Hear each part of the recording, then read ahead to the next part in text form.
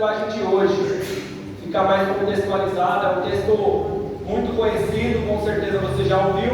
Se você tiver com a sua Almeida atualizada, eu consigo até trazer alguns pontos. Então, o versículo 1 de 2 Timóteo 4 diz assim: na presença de Deus e de Cristo Jesus, que julgará todos os seres humanos, tanto os que estiverem vivos como os que estiverem mortos, eu ordeno a vocês, com toda a firmeza, o seguinte: por causa da vinda de Cristo e do seu reino, preguem a palavra, preguem a mensagem e insistam em anunciá-la, seja no tempo certo ou não. Procure convencer, repreenda, anime e ensine com toda a paciência, pois chegará o tempo em que as pessoas não vão dar atenção ao verdadeiro ensinamento. Elas não suportarão a sã doutrina, pelo contrário, elas seguirão os seus próprios desejos, seguirão ali as suas próprias cobiças, e arranjarão para si uma porção de mestres que vão dizer a elas o que querem ouvir. Essas pessoas deixarão de ouvir a verdade para dar atenção às fábulas, às lendas. Mas vocês, igreja base, sejam moderados, sejam sóbrios em todas as situações, suporte o sofrimento e o dever, suporte o sofrimento e as aflições, façam o trabalho de um pregador do Evangelho e cumpram bem o seu dever de servo de Deus. Cumpram o seu ministério, independente da circunstância, como o Caio pregou aqui na quinta-feira. Continuando, o apóstolo Paulo dizendo no versículo 6: quanto a mim, a hora já chegou de eu ser sacrificado, oferecido por libação, e já é tempo de deixar esta vida. O famoso versículo 7: fiz o melhor que pude na corrida, cheguei até o fim e conservei a minha fé. Em outras traduções: realizei, combati o bom combate, guardei a minha fé. Eu combati o bom combate, terminei a minha carreira e guardei a minha fé. Amém? Versículo 8, para encerrar só esse trecho: e agora está esperando, e agora estou esperando o prêmio da vitória, a coroa da justiça, que é dado para que viva de uma forma correta, que é dado para quem vive uma vida correta, o prêmio do Senhor, o justo juiz me dará naquele dia. E não somente a mim, apóstolo do Senhor, mas todos aqueles que esperam com amor a sua vida. Tem alguém aqui que espera a vinda do Senhor? Glória a Deus, irmãos, glória a Deus, aleluia. Então existe um prêmio da vitória esperando por mim e por você. Existe a coroa da justiça. Amém? Então feche seus olhos, vamos orar. Deus, em nome de Jesus, obrigado, Pai. Obrigado por essa manhã especial. Obrigado, Pai, por grandes coisas que o Senhor tem feito nas nossas vidas. Em nome de Jesus, Deus, prepara agora o nosso coração para que a Tua palavra venha frutificar em nosso coração. Que não venhamos somente ser ouvintes, Pai, mas que essa palavra venha gerar transformação, que essa palavra venha gerar mudança, que nós possamos sair daqui diferentes da forma que entramos. Em nome de Jesus, que Teu Espírito Santo tenha total liberdade aqui em nosso meio. É o que te pedimos e agradecemos pela Tua fidelidade e presença neste lugar. Em nome de Jesus. Amém. Amém? O título da mensagem que eu separei para essa manhã é Longe de Fantasia. Longe da fantasia. Esse texto que nós lemos, o apóstolo Paulo, ele está passando para Timóteo. Para Timóteo, seu aliado ali. O que ele iria encontrar na sua caminhada? Timóteo era um jovem. Provavelmente tinha ali seus 17 anos quando ele recebeu essa carta. Ele era um garoto. Tanto é que em outros episódios, 1 Timóteo, na primeira carta, no capítulo 4, versículo 12, Paulo fala: Timóteo, você não seja desprezado, desconsiderado, menosprezado pela sua mocidade, pela sua juventude, porque você é um garoto ainda, mas que você seja um exemplo, que você seja um exemplo da sua conduta, da sua vida. Isso que Paulo estava orientando para Timóteo. Então, já nessa segunda carta, ele está ali passando o que ele ia começar a enfrentar. E Paulo ele fala que Timóteo ele precisava guardar e ser fiel à verdadeira palavra, à sã doutrina. Timóteo ele precisaria pregar a verdadeira palavra de Deus, não se desviar nem para a direita nem para a esquerda, e sempre pregar em tempo e também fora de tempo, em situações convidativas e em situações também importunas. Em todo tempo, Timóteo precisaria estar brilhando. E o que chama atenção aqui nesse versículo 2 que nós lemos, é que Paulo ele diz assim: corrija, repreenda, exorte, convença, sempre com paciência e doutrina. Faça isso, Timóteo. Paulo ele estava falando isso, irmãos, porque ele sabe o que eu e você vivemos. Paulo ele conhece aquilo que nós temos. Eu e você, nós precisamos não de palavras, entenda aqui, isso é um gesto de amor, mas não de palavras docinhas, agradáveis de ouvir. Que a gente sai daqui se sentindo um campeão, e continua para a vida sem vergonha lá fora. Mas nós precisamos de palavras de verdade, de confronto, de exortação, porque são essas palavras que nos transformam, que nos mudam. Por que Paulo fala isso para Timóteo? Porque Paulo ele sabia do pecado original. Paulo ele sabia que cada um de nós, desde aquela época, desde sempre, viemos com o HD corrompido. Nós temos o pecado original desde o nascimento. Já veio, não tem ninguém que nasceu e não foi imputado esse erro. Todos nós temos. E se nós deixarmos nos levar pelas nossas vontades, pelos nossos prazeres, nenhum de nós nem estaríamos aqui no domingo pela manhã. Nenhum de nós seríamos honestos, nenhum de nós seríamos fiéis ao nosso casamento. Nenhum de nós iríamos assumir esposa. Se nós nos deixarmos levar pela nossa carne, nós não conseguimos fazer coisas boas. O apóstolo Paulo ele fala isso porque em Romanos 7,19 ele diz: o bem que eu quero fazer, eu não consigo. E o mal que eu não quero, quando eu vejo, já estou fazendo, porque o pecado está em mim. Então ele diz: Timóteo, que você seja sempre repreendido, exortado, que você sempre traga esse senso. Porque quando nós menos vemos, quando achamos que estamos todos bem, é aqui nós estamos com a vida mais errada possível, mais desvirtuada possível. Então ele diz que nós não precisamos então de palavras docinhas que vão nos satisfazer ali o nosso ego. Nós precisamos de palavras desconfortáveis, porque é diante de situações desconfortáveis, irmãos, que nós conseguimos trazer maturidade, que nós conseguimos crescer. Também o que o Caio falou na quinta-feira, em Eclesiastes, Salomão ele diz que eu encontrei mais identificação, eu encontrei mais edificação, eu aprendi mais diante do choro do que diante da alegria. Nós conseguimos aprender muito mais diante de situações difíceis. Nós somos esticados, nós precisamos nos adaptar. E essas situações na nossa vida que nos transformam, com a palavra do Senhor, precisa ser da mesma forma. Mas a nossa carne, o nosso natural é o quê? Fazer exatamente como esses caras. Buscar os mestres que vão falar o que a gente quer ouvir, e não o que a gente não gosta de ouvir. Isso é natural acontecer. Mas nós precisamos sempre ser corrigidos, exortados. A melhor forma, irmãos, de nós podermos ler a Bíblia é você deixar a Bíblia te ler. Que você leia ela com ela te rasgando. Não simplesmente um texto em terceira pessoa, mas como algo que está sendo falado, direcionado para você, como verdades absolutas. A Bíblia ela não é sugestiva, ela não é uma recomendação, um conselho, uma sugestão para você ver o que você acha. Elas são afirmações, decretos. O que precisa acontecer é a palavra de Deus.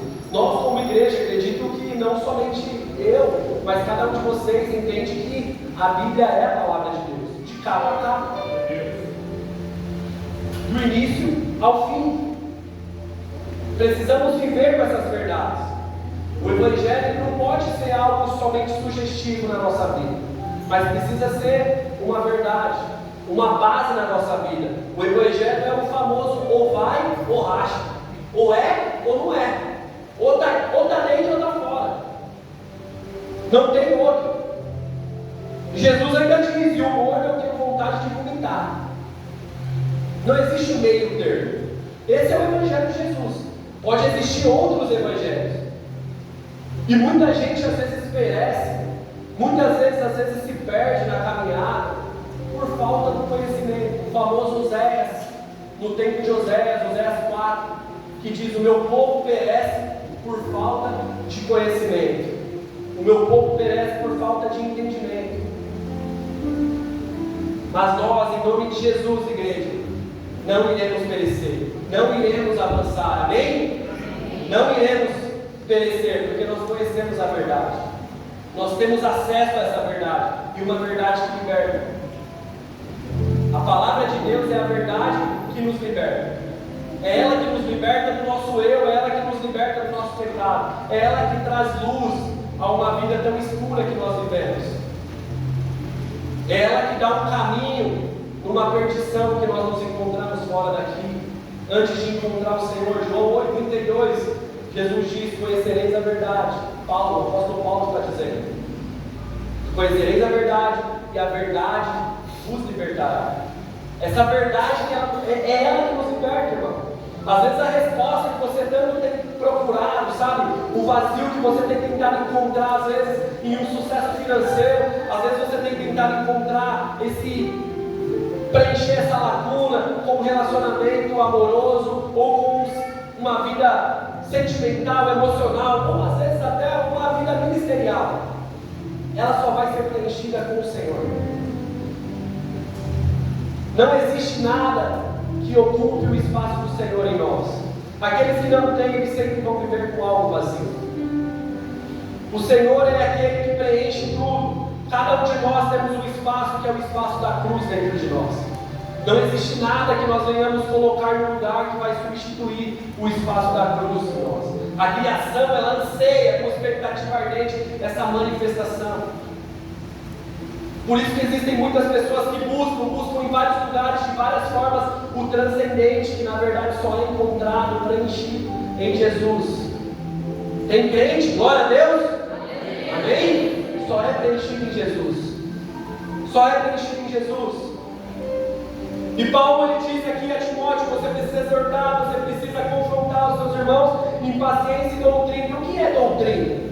O que nós entendemos como doutrina? Doutrina nada mais é, irmãos, do que um conjunto de ideias básicas, fundamentadas naquilo que nós queremos transmitir. É uma ideia básica, é um fundamento daquilo que nós estamos transmitindo. É essa doutrina. E hoje nós temos igrejas que cada igreja tem a sua doutrina.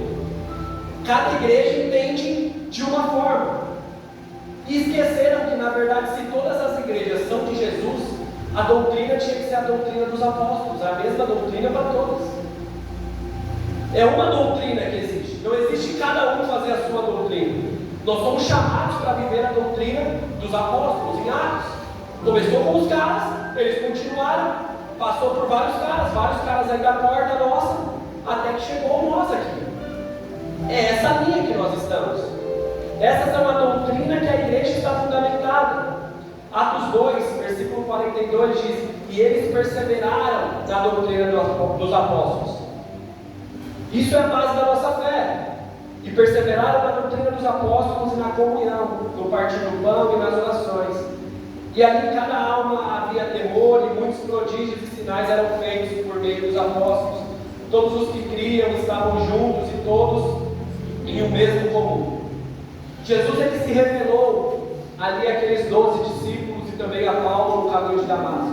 E aqueles homens eles foram comissionados a trazer aquilo que nós entendemos o que é o Evangelho hoje. Foi através daqueles homens, daqueles homens que chegou até onde estamos hoje. Nós vivemos a doutrina desses homens. A doutrina não é da igreja, a doutrina é dos apóstolos. A doutrina da igreja do Senhor é aquilo que foi passado pelos apóstolos.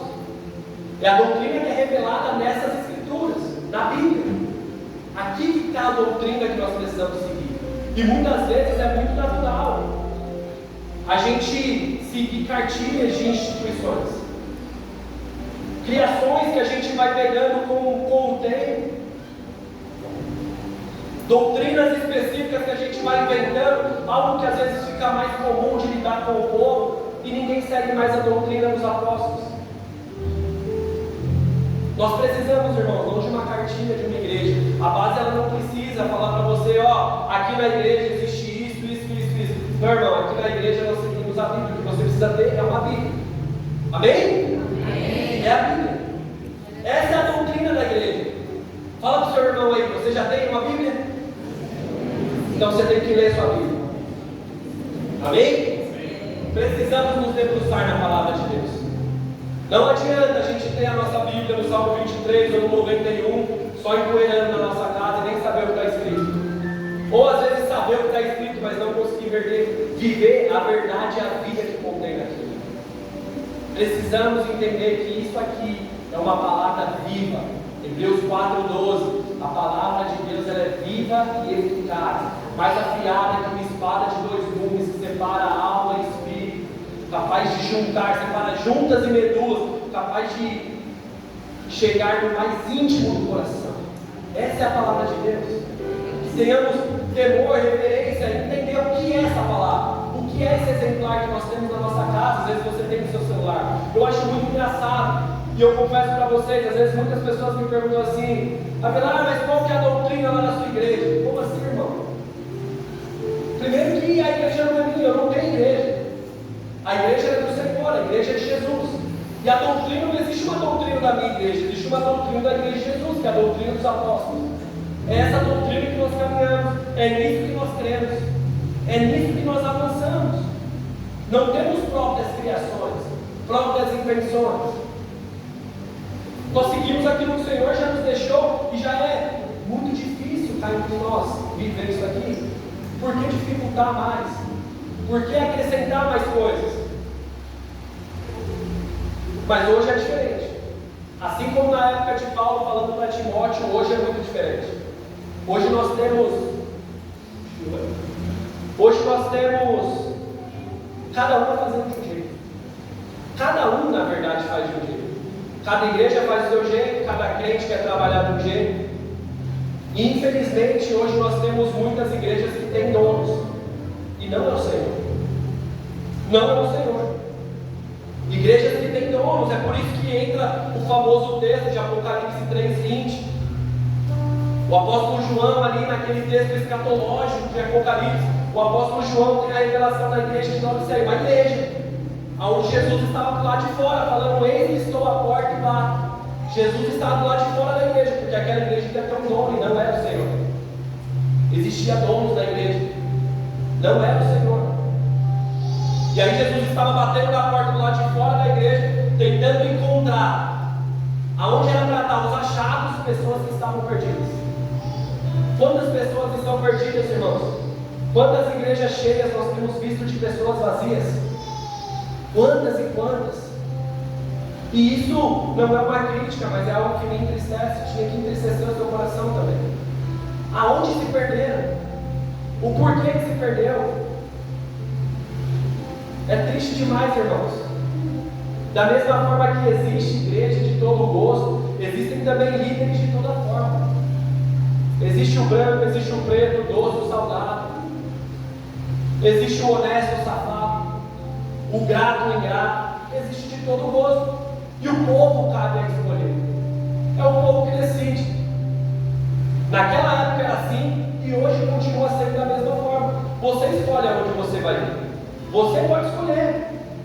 Eu tenho uma máxima, irmão, e isso me tranquiliza de uma forma. Eu entendo que o falso pastor, ele é juízo de Deus para o falso crente. Ele é juízo de Deus para o falso crente, porque, irmão, cada coisa que a gente vê por aí, o mínimo que fizesse de lição de casa, de leitura, de relacionamento com Deus, nós estaremos blindados de tanta coisa, irmãos. Tanta coisa, irmãos. Mas muitas vezes ninguém está fazendo a lição de casa. A lição de casa ela não está sendo feita. Muita gente, irmão, muita gente honra mais pastor, honra mais o bispo, o apóstolo, sei lá o que é o nome que você, do que honrar o Senhor. Aí você pode falar para a pessoa e falar assim: jamais, primeiro é o meu Deus, primeiro é o meu Deus, jamais. Mas aí você vê o cara fica com um negócio de primícia para lá e para cá, o cara fica com um sacrifício, uma cultura da honra maluca, o cara fica fazendo de tudo pro cara, e aí você vê o cara na hora que ele sai da igreja, é um cara que está devendo meio mundo, é um cara que não é um bom pai, é um cara que não é uma boa mulher, Aí ele está usando quem? Ele está pagando pau, lambendo o pastor dele. O que ele tem que fazer que agrada a Deus não está sendo feito. Não está sendo feito. É muito difícil alguém falar assim, eu amo mais o homem do que a Deus. É difícil alguém confessar isso, mas com as nossas atitudes a gente vê. Às vezes a gente vai ter mais respeito para lidar com essas autoridades do que realmente com o Senhor. E não estou falando que vocês têm que ser desrespeitosos, não é isso. Mas é a régua, onde está a régua? Que padrão que a gente está tendo? Que padrão que a gente está tendo? Quem você tem honrado nesses dias? Como você tem honrado? E os que me conhecem aqui sabem como eu sou radical com essas coisas. Mas continuando o versículo 3. Versículo 3 diz que chegará o tempo em que o povo não suportará a verdade, a sã doutrina, e encontrarão os seus próprios mestres, os seus próprios líderes. Pessoas que vão buscar aqueles que vão estar falando aquilo que é gostoso de ouvir, aquilo que vai satisfazer a sua cobiça, aquilo que vai satisfazer o seu ego, a sua necessidade, os seus desejos. Lembra do famoso Billy Graham? Billy Graham falava que a Bíblia é mais atual do que o jornal de amanhã. Paulo escreveu isso há mais de 2.000 anos atrás, 1.900 e poucos anos atrás, e já era assim aqui em 2022. A Bíblia é mais atual do que o jornal de amanhã. Vivemos nesse tempo onde pessoas não conseguem suportar a verdade.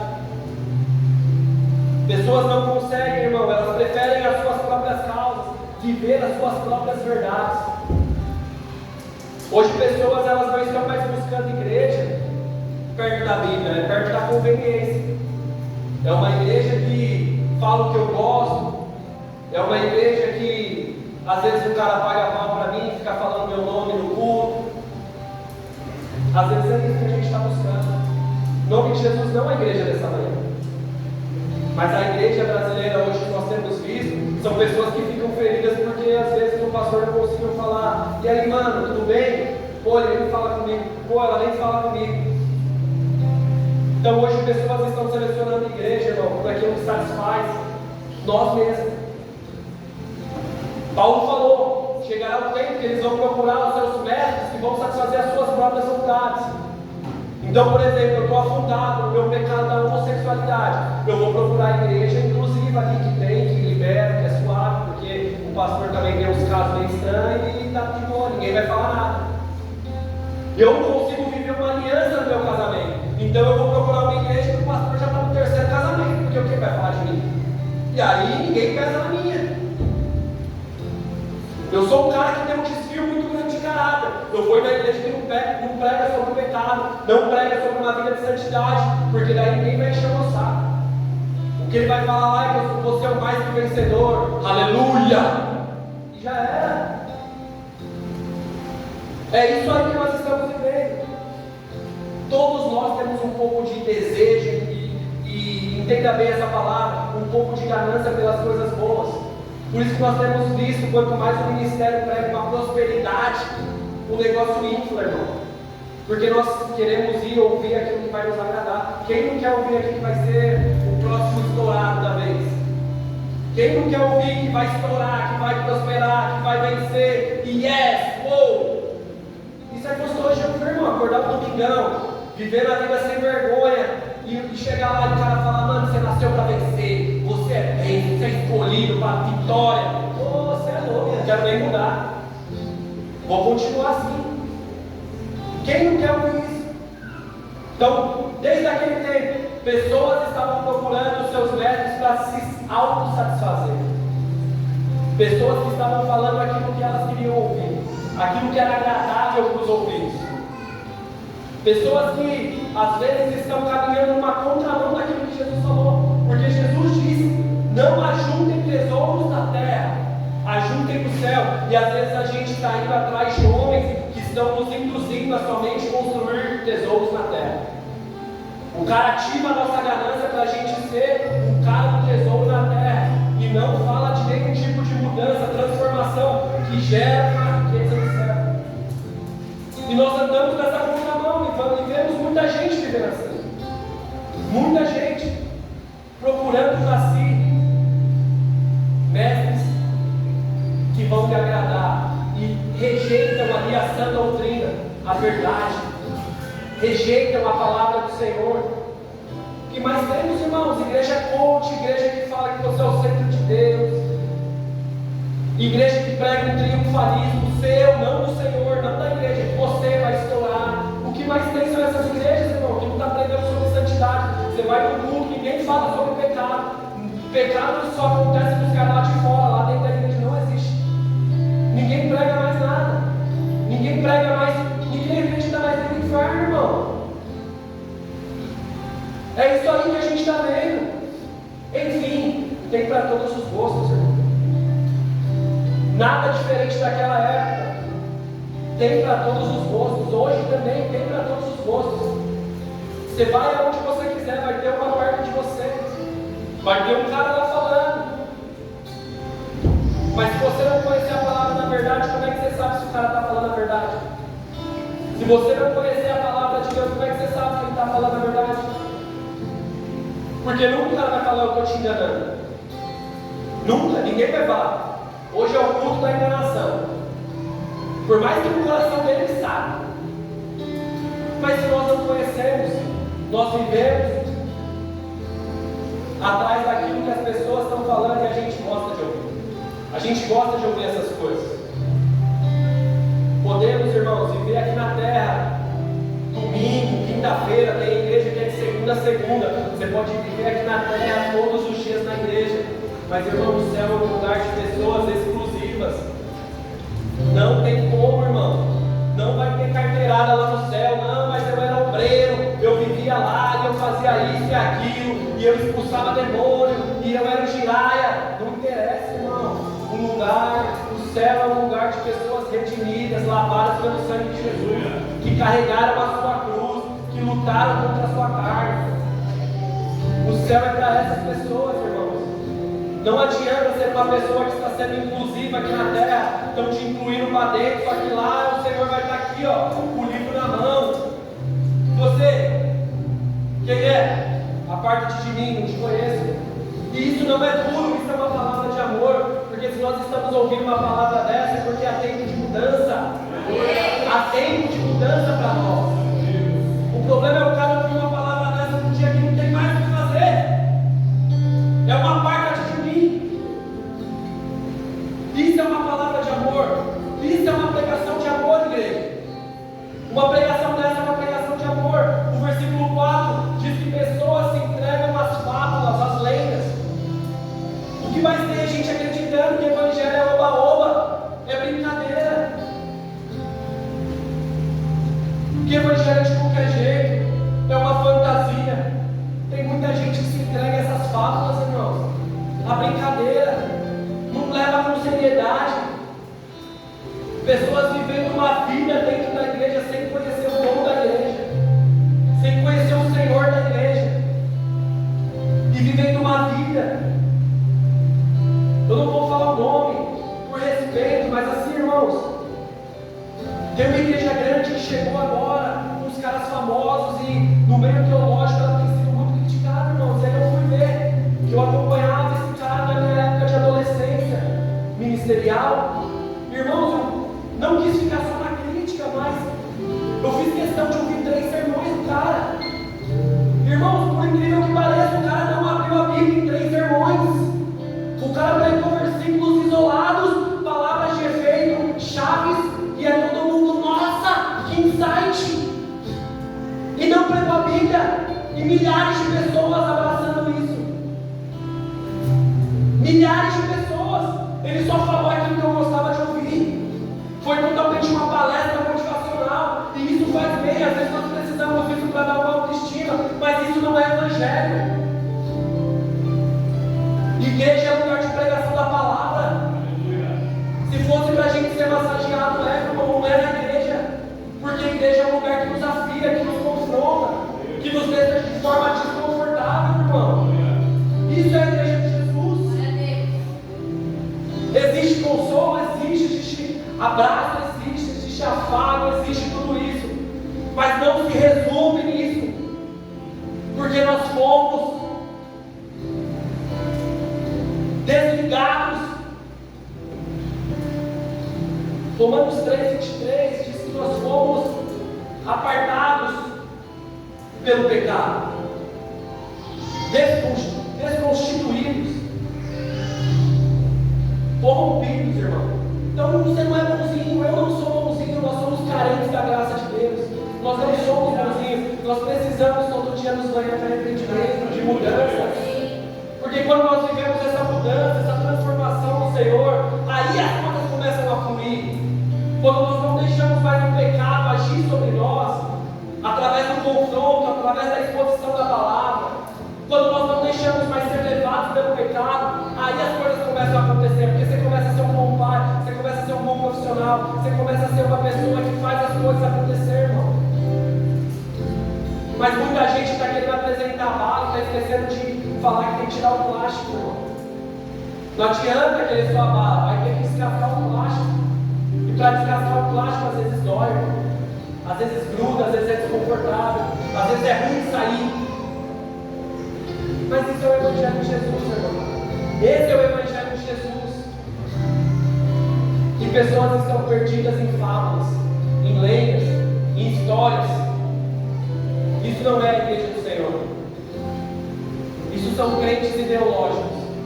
Crentes ideológicos são crentes que acham que são crentes, vão em lugar de crente, às vezes tem uma Bíblia de crente, mas não é crente. Não é um cristão. Ele não vive como? Ele frequenta lugares, às vezes ele sabe até falar o cretez, mas ele não é um cristão. E eu já estou caminhando para o final. E no seminário, irmãos, no seminário eu aprendi muita coisa. E eu sei o que você gosta de ouvir, porque eu sei também o que eu gosto de ouvir. Eu sei o que falar para você ser mais generoso e querer ofertar. Eu sei o que fazer para a igreja incendiar e ficar todo mundo aqui pipocando, dando glória, aleluia, recebo, eita. Mas isso não é o Evangelho, irmão. Não posso ficar usando isso só para inflar. Talvez isso sim é o que é a igreja. Tem muita igreja cheia, irmão, porque o cara fica fazendo esse show. Mas isso não é o Evangelho, irmão. Isso não traz transformação. Isso não traz mudança. Isso não traz mudança verdadeira. Isso vai alimentar só o seu ego. Falar o que você quer ouvir, o que você gosta de ouvir é facinho, meu. Porque é o que eu gosto também. Mas isso não é o Evangelho de Jesus. Por mais que isso vai inchar a igreja, por mais que isso vai crescer financeiramente a igreja, isso não é a igreja de Jesus. Isso não é, irmãos. Entenda muito bem aonde você está. Todos aqueles que nos visitam, hoje temos muitos visitantes. Entenda onde você está. Aqui nós não temos, eu falei desde o começo, irmãos, nem completamos 3 meses aqui. Vamos completar no sábado que vem. E eu falei, irmãos, eu não tenho compromisso, isso no começo, só para reunião com a nossa liderança aqui da igreja. Eu falei, irmãos, eu não tenho compromisso com o ego de vocês. Eu não tenho compromisso com a cara feia de vocês. Meu compromisso é com a palavra do Senhor. Um dia eu estarei diante de Deus. E pode ser que um de vocês possam falar assim, sabe? Ah, Jesus, eu estava lá na igreja, no pastor Abelar. Lá eu não vi um milagre. Eu não vi um cego levantar. Eu não vi um cego enxergar. Eu não vi um coxo andar. Eu não vi, sabe? Nem um paralítico levantar. Mas você não vai poder falar que você não ouviu a palavra de Deus. Você não vai poder falar. Porque o compromisso que nós temos é com a palavra do Senhor. Os sinais seguirão, a vontade dele vai ser feita, irmãos. Mas o compromisso que nós temos é com a palavra. Jesus não nos chamou para isso. Existe sim um momento da gente elogiar, da gente se alegrar. Mas nós precisamos nos confrontar, ser confrontados uns aos outros. Quando eu confronto a igreja aqui, irmãos, quando cada irmão de quinta-feira confronta a igreja, ninguém aqui está com um olhar de acusação, irmão. Mas para eu te confrontar, isso aqui rasgou o meu peito. Porque não é fácil eu pregar isso, irmão. Isso não é fácil eu pregar. Eu sei a hora que a conta chega aqui nessa igreja aqui, que não tem dinheiro. E você acha que não fala assim, meu, mas por que você não faz um negocinho assim? Por que você não fala esse outro? Mas eu sou fiel ao Senhor, irmãos. Que cada um de nós venhamos ser fiéis ao Senhor. Venhamos ter esse compromisso com o Senhor, com a verdade. A igreja é dele, então quem vai sustentar essa obra é ele. Quem vai dar as condições é ele. Nós nos preparamos, nós nos esmerilhamos tudo naquilo que nós podemos. Mas quem vai fazer é ele, irmão. Quem vai fazer é ele. Tem pessoas invertendo, irmão. Muitas pessoas invertendo. Versículo 5, para a gente já encerrar.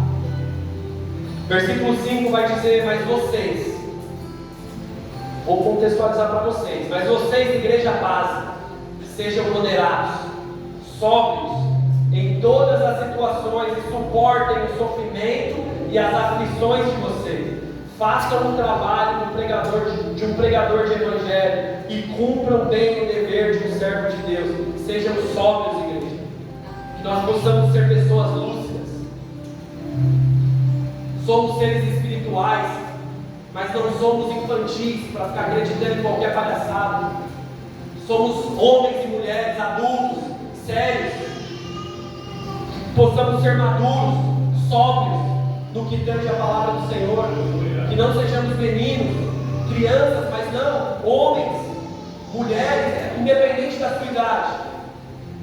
Que nós possamos acordar essa manhã, igreja, e poder viver o chão da vida, viver o chão lá de fora, sendo aquele que fomos chamados para ser, fazendo aquilo que nós fomos chamados para fazer.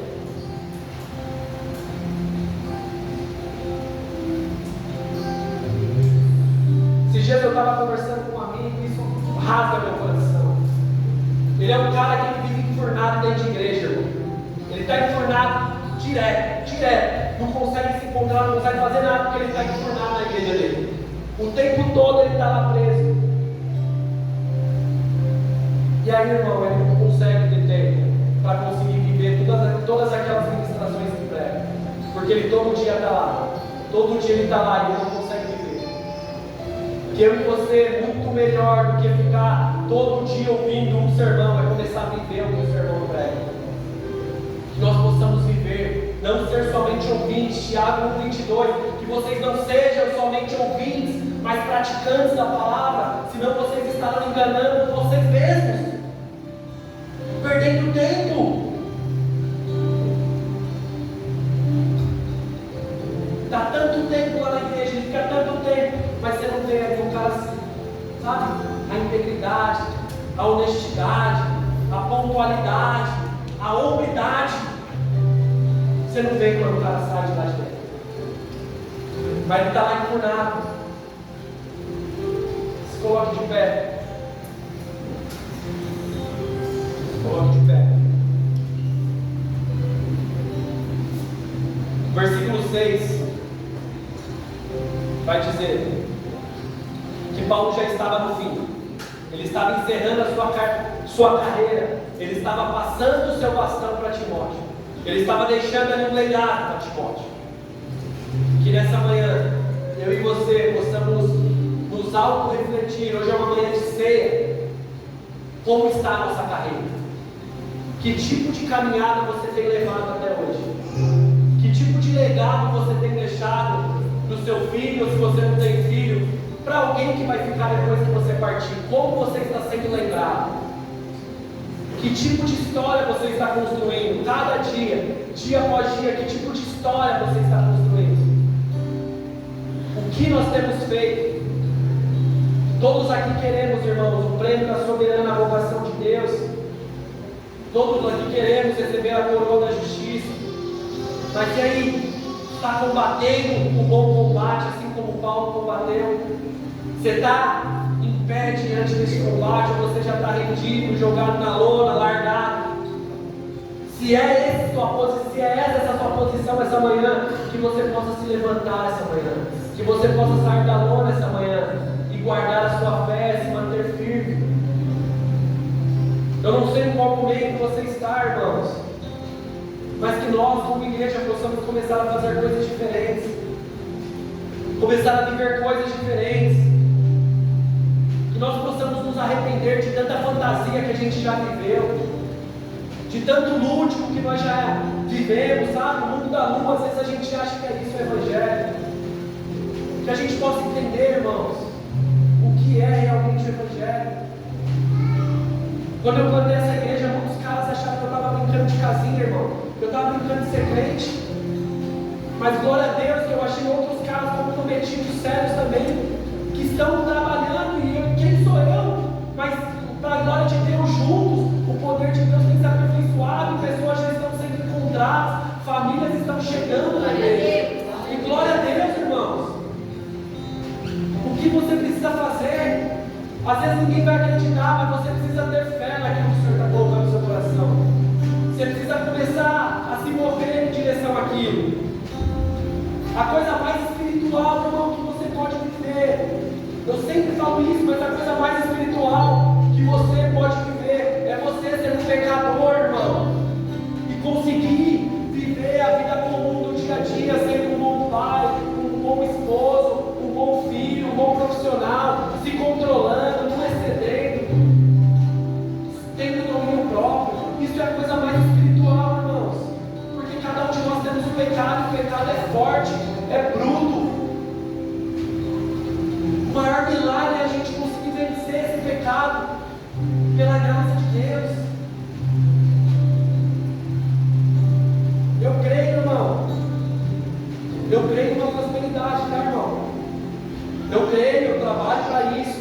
Eu quero morar num lugar bom, eu quero ter um carro bom, eu quero comer bem, eu quero cuidar bem dos meus, eu quero me envolver na minha comunidade local, na minha igreja. Não estou pregando aqui um franciscanismo, um comunismo gospel, um socialismo, não é isso, irmãos. Mas entenda de verdade o que é a prosperidade que a Bíblia fala. Às vezes a gente se perde em ouvir coisas. Eu estou precisando disso, estou precisando daquilo. O que cada um de nós precisamos é de cruz, da palavra de Deus. É isso que nós precisamos, e isso é a consequência, irmãos. Porque quando nós temos ela, tudo muda.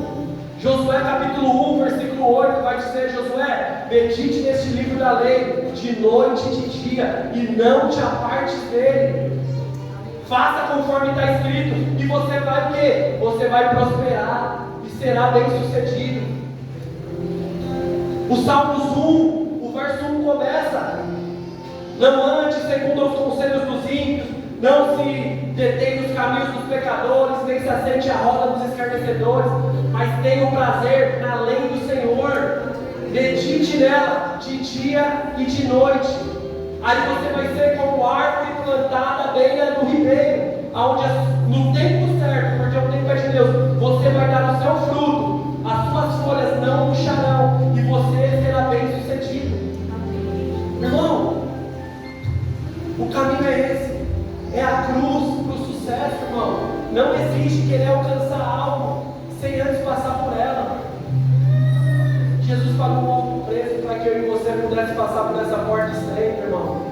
Não ache que tem atalho. Não existe um outro caminho. Existe um único e vivo caminho. Um único e vivo caminho. Feche seus olhos, eu quero orar com você. Na sequência nós vamos adorar o Senhor. Nós vamos adorar o Senhor na sequência. Eu quero que você feche seus olhos. Que você nesse momento venha poder se reavaliar com o Senhor. Reavalie como você tem levado a sua vida, como você tem levado as suas convicções, como você tem vivido esse seu evangelho que você tem caminhado. Às vezes você tem vivido um evangelho que você mesmo criou na sua cabeça. Às vezes o evangelho que você tanto tem caminhado não é o evangelho de Jesus, é o que alguém te contou. Pense, reveja seus valores nessa manhã. Às vezes você não está, sabe, nessa sua infelicidade porque você está correndo atrás do vento, e aí não vai arrumar nada. Está correndo na subida, para o lado errado, molhado ainda. Não vai dar certo. Não vai dar certo, que através apenas da palavra, irmãos, através dessa sã doutrina, você possa encontrar a sua transformação. Você possa viver os melhores dias da sua vida, em todas as áreas da sua vida, através da transformação da palavra, através daquilo que a palavra de Deus pode fazer na sua vida. Que possamos, em nome de Jesus, viver esse reconciliamento com o Senhor, esse evangelho da reconciliação, esse evangelho da graça, do amor, de olhos fechados, Pai, eis-nos aqui, Senhor. Eis-nos aqui, Jesus. Deus, remove, Pai, todas as escamas dos olhos. Remove, Pai, tudo aquilo no coração dos meus irmãos que tem impedido eles de viver aquilo que a Tua Palavra tem proporcionado, aquilo que a Tua Palavra tem feito em poder, Deus.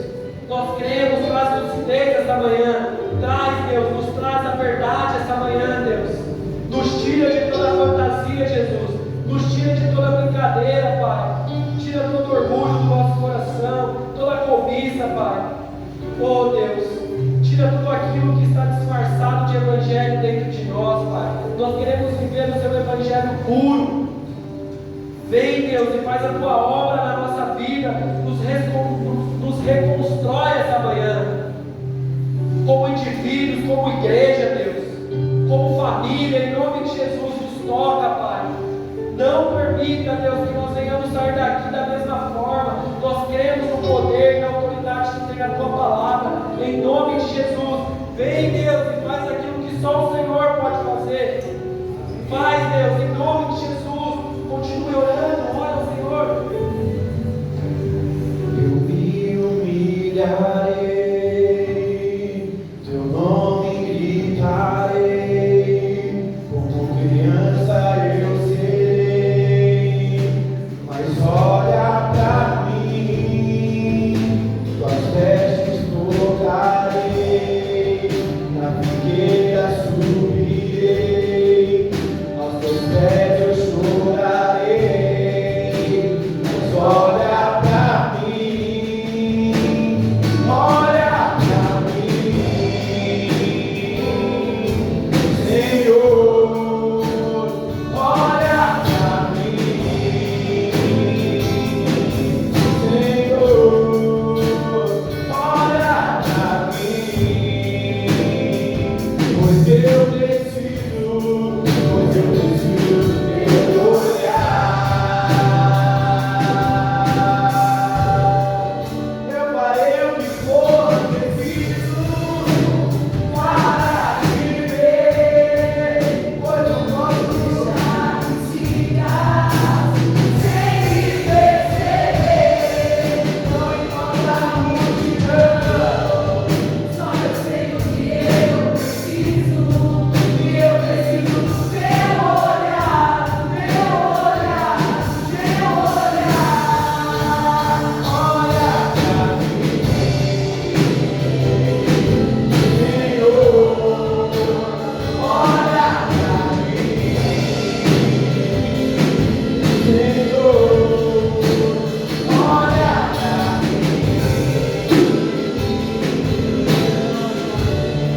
pois eu preciso do teu olhar.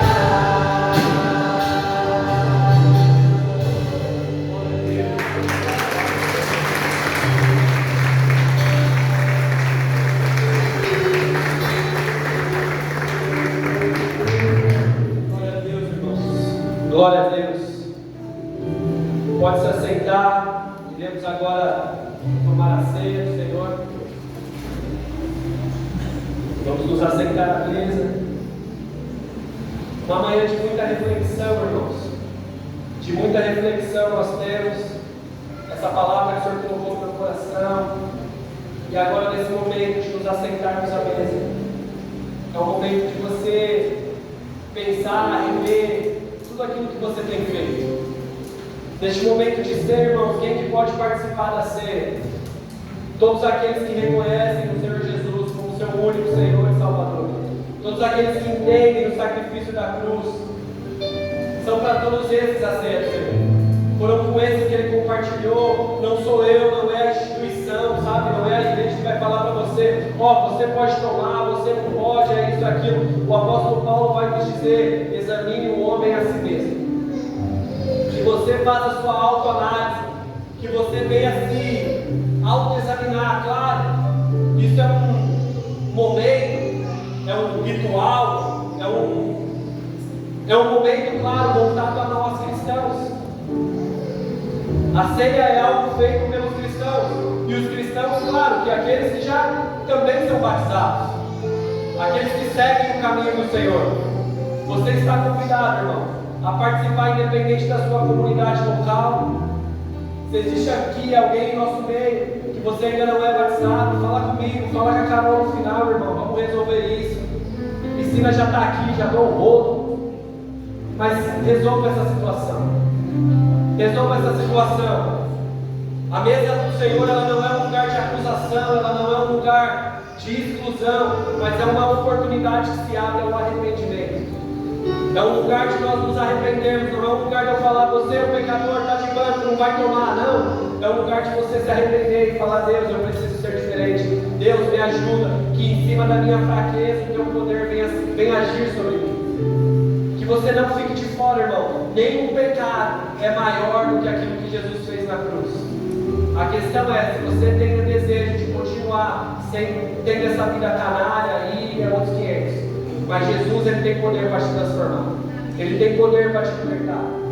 Se você decidir viver isso, não, eu creio em Jesus, mas eu ainda não estou pronto. Eu ainda não estou decidido para me batizar. Me desculpe, irmão, mas você está dizendo que você ainda não está preparado para ser crente. Você não está preparado ainda para ser cristão. Então, sendo assim, eu acho melhor você não tomar mesmo. Porque aquele que toma, indignamente toma com o seu próprio juízo. Então, nesse momento, eu quero convidar você a se servir da nossa última ceia deste ano de 2022 para a glória do Senhor. Vamos servir a ceia.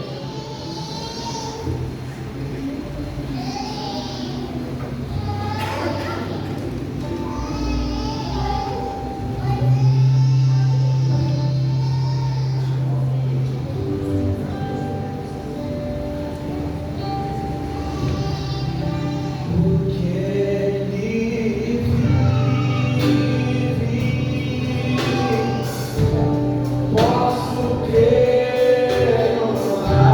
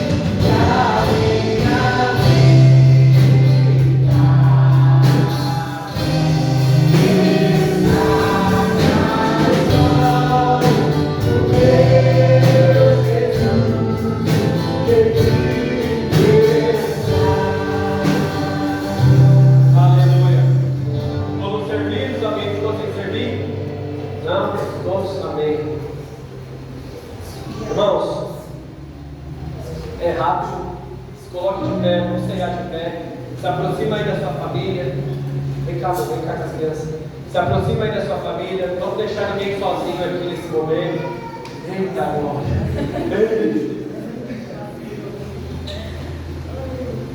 Se aproxima aí. Se você veio sozinho, se você viu alguém sozinho, abraça essa pessoa. Não vamos deixar ninguém sozinho aí nesse momento. Vamos todos juntos, como família de Cristo, cegarmos juntos, amém? Todo mundo com ombro colado aí.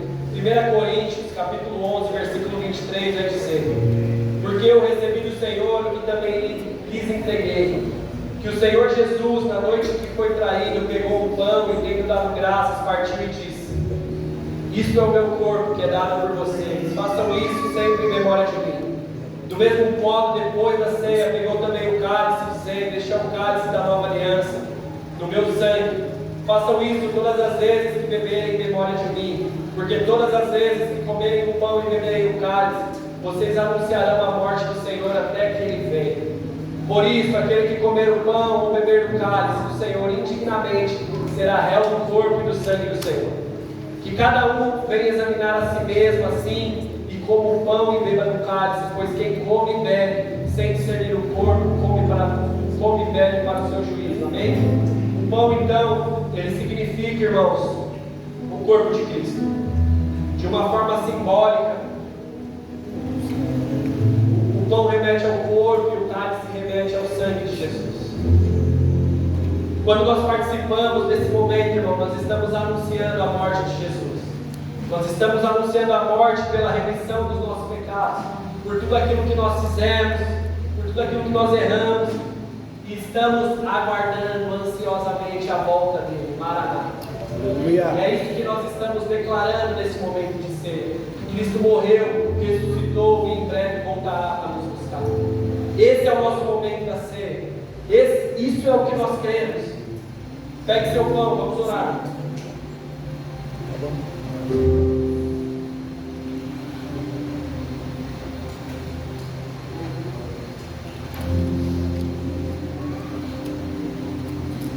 Amém, Deus.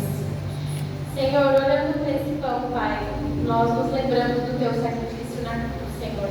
Nós nos lembramos, Pai, que o Senhor enviou o Teu Filho unigênito, Pai, para que todo aquele que nele crê não pereça, mas tenha a vida eterna, Senhor. Nós nos lembramos, Pai, que o Senhor enviou o Teu Filho Jesus para nós, Deus, sermos salvos.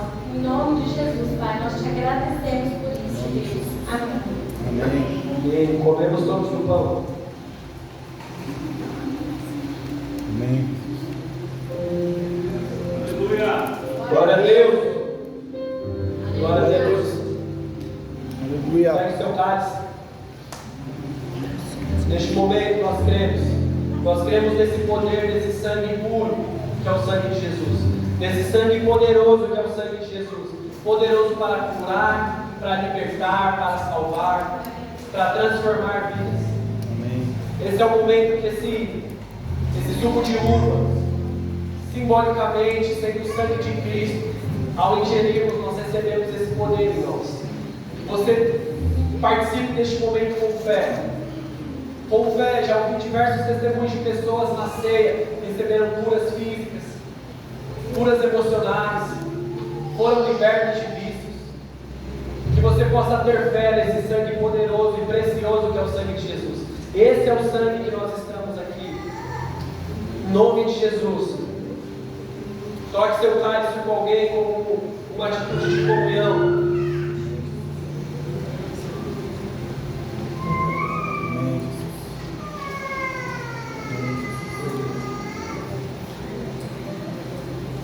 Levante ele bem alto, vamos brindar todos juntos. Obrigado, Jesus. Te louvamos, Jesus. Aqui estamos, Jesus. Obrigado. Aqui estamos, a tua igreja santa, Pai. Reunida mais uma vez, aguardando a sua volta. Hoje tomamos, Deus, mais uma ceia em sua memória. A última desse ano de 2022, como igreja, Pai. E essa é menos uma ceia até que o Senhor volte para nos buscar. Repita comigo, todos juntos. Jesus é por ti. Jesus é para ti. Jesus é para ti. É sobre ti. Muito obrigado. Obrigado. Nos cure, nos transforme, nos liberte, nos salve. Aleluia, beba, glória a Deus. Aleluia, adora o